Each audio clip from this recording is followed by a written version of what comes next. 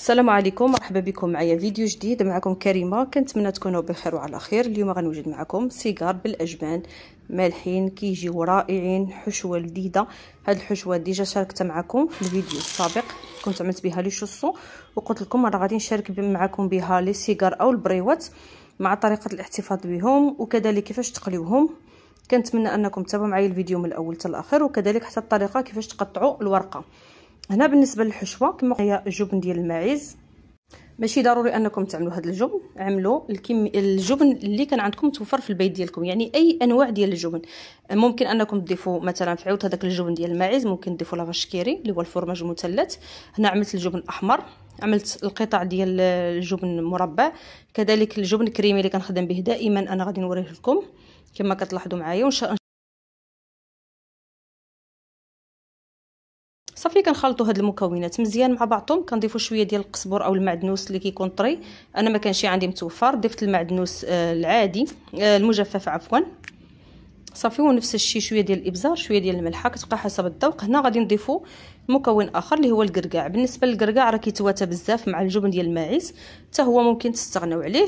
زيدوا اي حاجه عندكم في الدار، مثلا قطع ديال الدجاج مشحرين مع شويه ديال الملحه والابزار مقطعين طريفات صغارين، ممكن تزيدوا لدن فيمي. المهم انا كنحاول كل مره كنعطيكم حشوه مختلفه، وانتم ممكن تزيدوا او تنقصوا اللي بغيتوا. هنا بالنسبه لهاد الورقه هذه اللي كنخدم بها انا دائما تقريبا، هاد الورقه راه كانت عندي في المجمد تقريبا واحد 15 يوم، ما كيوقع لها حتى شي حاجه. بالنسبه للناس ديال طنجه، حيت هاد السيده هذه في طنجه، انا غادي نخلي لكم الرقم ديال التليفون في صندوق الوصف. صندوق الوصف هو كتضغطوا على العنوان وكتجبروا المعلومات اللي غادي نخلي لكم. هنا كما كتشوفوا الورقه كنطويها على 3 كما كتلاحظوا معايا، باش كنحصلوا كل ورقه كنحصلوا منها على 6 ديال القطع. اذا قطعتوهم على 4 يعني على 4، الا طويتوهم على 4 غادي يخرج لكم 8، غادي يجيوكم شويه صغارين. بغيتوهم صغارين كتعملوهم صغارين، ولكن انا بالنسبه لي هذا القياس كيجيني هو هذاك، لان اصلا هذه الورقه هذه كبيره.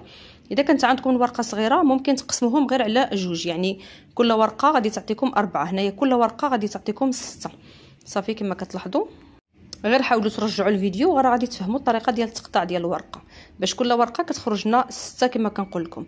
كما كتشوفوا هذه الاولى يعني 6 ديال هنايا 6 ديال الورقات، وكل ورقه طبعا فيها الكميه ديالها، لان هنايا تقريبا عندي واحد نص كيلو ديال الورقه. كنحيد منها هذوك الجوانب كيكونوا شويه قاصحين، وانا حتى ديك القنت حتى هو غادي نحيدو. صافي كما كتلاحظوا معايا. وهنايا مثلا الا كانت عندكم كميه كثيره د الورقه ممكن تقطعوها بهذه الطريقه هذه وتحتفظوا بها في المجمد.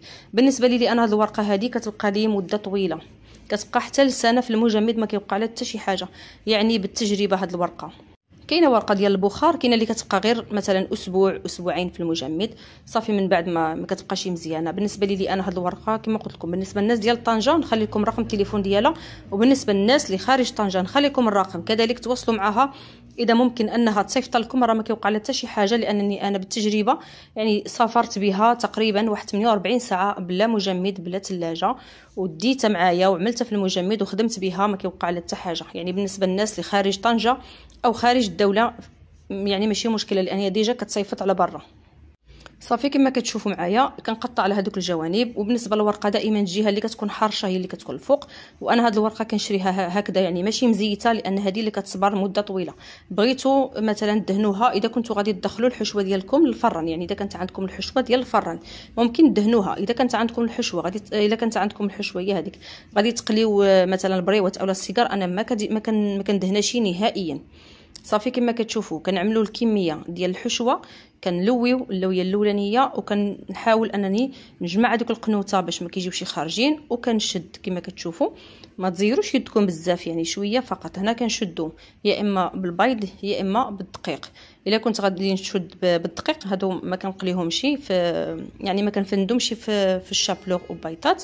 وبالنسبه مثلا هادو بعض المرات كنشدهم ببيطات، بعض المرات كنخليهم حتى كنكون غادي نفندهم في بيطات، والشابلوغ عاد كنشدهم. صافي كما كتشوفوا دائما كنجيبوا الاولى اللي عندنا هي اللي كنقيسوا عليها كما كتلاحظوا معايا، يعني كنشدوا القياس صافي. ومن بعد كتشدوا كتحاولوا انكم هذيك القنوته باش ما يخرج لكم شي من الجوانب، كتحاولوا انكم تحكموها مزيان. صافي وكتشدوا كما قلت لكم يا بالبيضات يا بالطحين والماء، يعني لكم الاختيار. دائما كنجيب الاولانيه وكنحاول نقيس عليها باش كيجيوني قياس واحد. وفي نفس الوقت هنا انا كنعمل غير واحد المعلقه صغيره. بالنسبه لي انا هذا القياس الورقه كيجيني هو هذاك.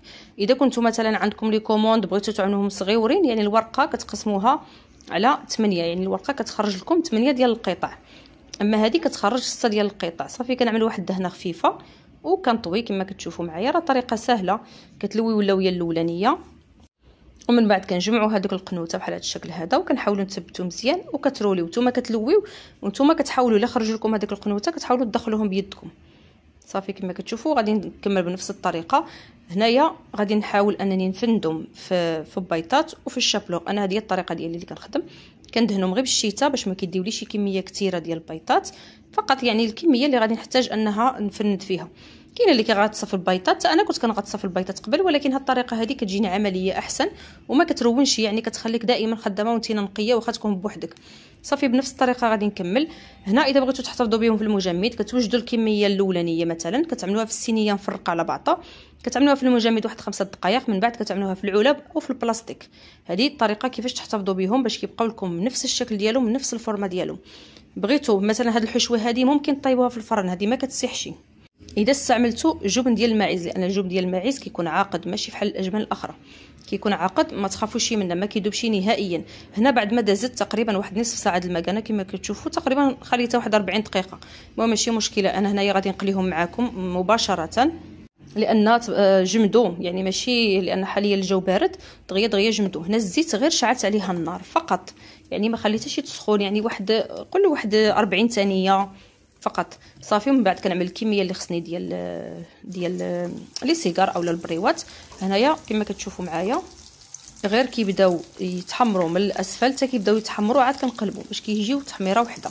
كذلك اذا خرجتهم من المجمد بعد ليله كامله او ليلتين، او المهم على حسب شحال ما عندكم في المجمد، ما كيوقع لهم حتى شي حاجه، كتجبدوهم مباشره من المجمد للزيت. الزيت غير شعلوا عليها فقط، اولا زيت بارده غير شعلوا عليها. بالنسبه للمبتدئين شعلوا عليها واحد 40 ثانيه وبداو تخدموا بها، ما تخافوش منهم، خصوصا هادو ما كيطرطقوش نهائيا.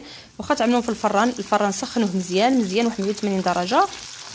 اذا كانوا عندكم ماشي مفندين في البيطات وفي الشابلوغ كتعملوا لهم واحد الدهنه خفيفه ديال الزيت وكتدخلوهم للفران، ما كيديوش الوقت بزاف وما كيطرطقوش في الفران، خصوصا هادو ما كيطرطقوش يعني بالتجربه.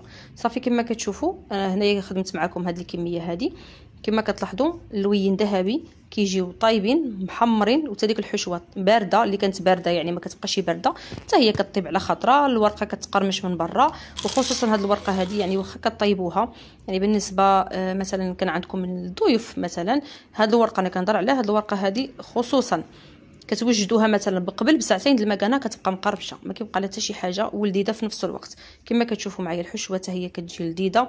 كنتمنى انكم تبارطاجيو الفيديو مع الاصدقاء والاحباب ديالكم. اذا كان عندكم شي سؤال خليوها لي في التعاليق. هنا غادي نكون وصلنا اخر الفيديو، الى اللقاء مع وصفه اخرى ان شاء الله.